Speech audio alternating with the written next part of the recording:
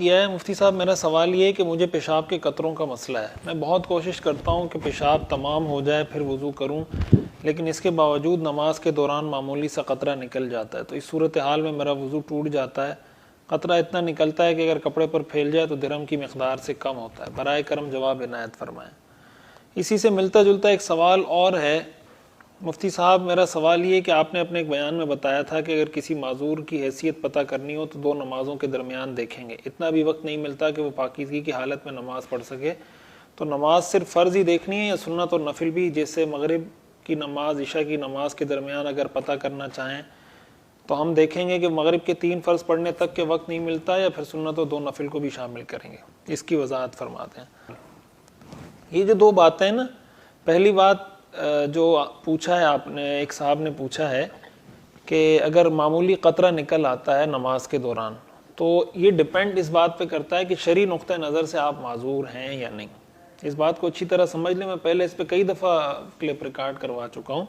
शरई नुक्ता नज़र से माजूर की जो टर्मिनोलॉजी है, माजूर की जो इस्तिलाह है, ये उस शख्स के लिए इस्तेमाल होती है कि जिसको कोई ऐसी बीमारी हो, मिसाल के तौर पर पेशाब के कतरे की ऐसी बीमारी है कि इतनी मुसलसल उसको ये बीमारी हो कि उसको इतना वक्त भी नहीं मिलता कि वो फ़र्ज़ नमाज पाकी की हालत में पढ़ सके। अगर उसको इतना वक्त भी नहीं मिल पा रहा तो ऐसे शख्स को माजूर कहा जाता है। और फिर उसका हुक्म ये होता है कि वो हर नमाज के वक्त के लिए नया वज़ू करेगा। फजर के लिए अलग, ज़ोहर के लिए अलग, असर के लिए अलग।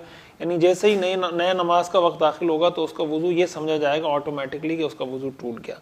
ऐसे शख्स को माजूर कहा जाता है।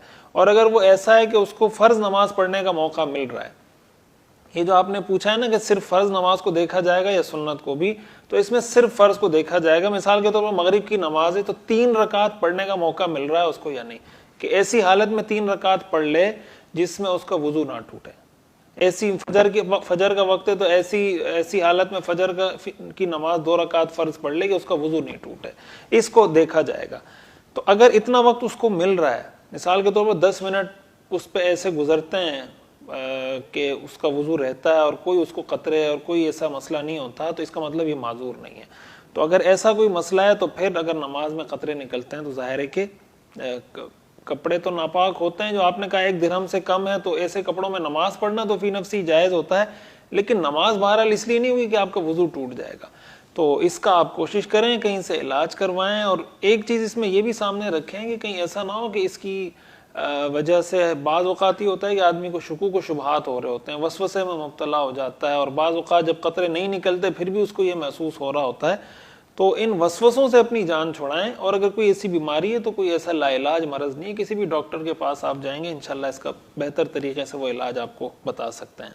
है कि बाज़ औक़ात ये कहा जाता है कि लकोरिया से वज़ू नहीं टूटता, पाक है। किसी ने 5-6 साल इस तरह नमाज़ पढ़ी हो तो इस हालत में कि उसे तो पता ही नहीं था कि वज़ू टूट चुका है। इस तरह सुनी सुनाई बातें कि लकोरिया पाक है और इससे वज़ू नहीं टूटता, और इतनी टेक्नोलॉजी भी नहीं थी कि कर सकें, बस जो किसी ने काम मान लिया। अब मिसाल के तौर पर किसी की उम्र 20 साल है, उस पर नमाज 15 साल की उम्र में फ़र्ज़ हुई, तो अब वो 5 साल की नमाज इसने पढ़ी है, इसको क़ज़ा करनी होगी। यानी इस तरह तो उसे इल्म ही नहीं था। देखें, इस पर मैं पहले भी क्लिप रिकॉर्ड करवा चुका हूँ कि ये जो कहा जाता है ना कि लकोरिया पाक है, इसका ये मतलब है कि उससे गुस्ल फ़र्ज़ नहीं होता। ये मतलब नहीं होता कि वो खून पाक है या वो जो पानी है वो पाक है, वज़ू इससे बहरहाल टूट जाता है।